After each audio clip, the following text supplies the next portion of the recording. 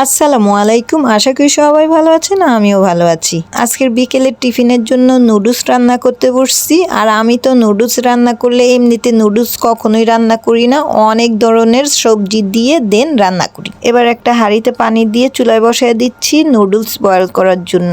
এদিকে আমার সব ধরনের সবজি কাটা ডান, আর এর সাথে ব্রয়লার চিকেনটা নিচ্ছি, ওইটাও কিউব করে কেটে নিচ্ছি। আর সবজির মধ্যে কি কি সবজি নিচ্ছি ওইটাও দেখাচ্ছি।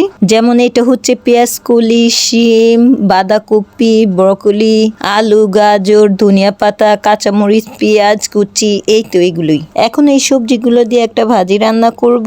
ফার্স্টে সাদা তেলটা দিছি, দেন এটার মধ্যে চিকেনটা ছেড়ে দিছি। এখন এটা কিছুক্ষণ ভাজা ভাজা করে পেঁয়াজ কুচি, কাঁচামরিচ এইগুলো ছেড়ে দিয়ে আবার কিছুক্ষণ ভেজে নেব। এবার পেঁয়াজ কলি, শিম, আলু এগুলো দিয়ে আবার কিছুক্ষণ ভেজে নেব।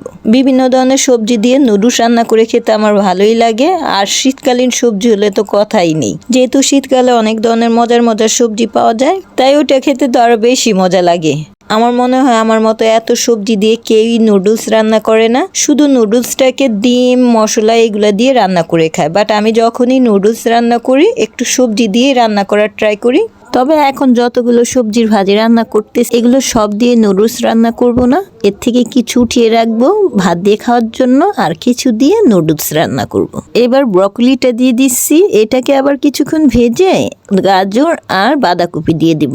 যেহেতু এগুলো সেদ্ধ হতে বেশি টাইম লাগবে না, আর গাজরটা বেশি আগে দিলে তো এটা একেবারে গলে যাবে, তাই আর কি এই দুইটা ইনগ্রেডিয়েন্টস একেবারে লাস্টে দিছি। এবার দিচ্ছি ম্যাগি মশলা। যদিও নুডলসের প্যাকেটের ভেতরেও মশলা থাকে, বাট আমার কাছে একটু স্পাইসি নুডলস হইলো এটা খেতে ভালো লাগে, তাই আর কি আমি আবার 2 প্যাকেট ম্যাগির মশলাও দিয়ে দিচ্ছি। বোঝাই যাচ্ছে ভাজিটা কুক করার ডান। এখন এখান থেকে আমি বেশ কিছুখানি ভাজি উঠায় রাখছি, আর বাকিগুলো দিয়ে নুডলস রান্না করছি। ফার্স্টেই তো নুডলসটাকে বয়েল করে ওটা ঝরায় রাখছিলাম, ওইটা এখন ছেড়ে দিয়ে ভাজা ভাজা করে নেব। যদিও নুডলসটা বেশিক্ষণ কুক করা লাগে না, বাট আমি একটু ভেজেই নিই, কারণ আমার মনে হয় একটু ডিপ ফ্রাই হইলে ওই নুডলসটা খেতে বেশি মজা হয়। নুডলসটা কিছুক্ষণ ভেজে একটা ডিম ফেটে দিয়ে দিচ্ছি। এর সাথে নুডলসের ভিতরে যে মশলার প্যাকেটগুলো থাকে না, ওই মশলাগুলো দিয়ে দিচ্ছি। এখন ডিমটাকে ভেঙে উল্টিয়ে পাল্টিয়ে আবার কিছুক্ষণ সময় ফ্রাই করে নেব। এই পর্যায়ে নুডলসটা একটু টেস্ট করছিলাম, বাট আমার মনে হচ্ছিল কি যেন কম কম লাগছিল, তাই আর কি আমি আরেকটা ম্যাগি মশলার প্যাকেট ছিঁড়ে দিয়ে দিচ্ছি। এখন উল্টিয়ে পাল্টিয়ে বেশ কিছুক্ষণ টাইম আবার ফ্রাই করে নেব।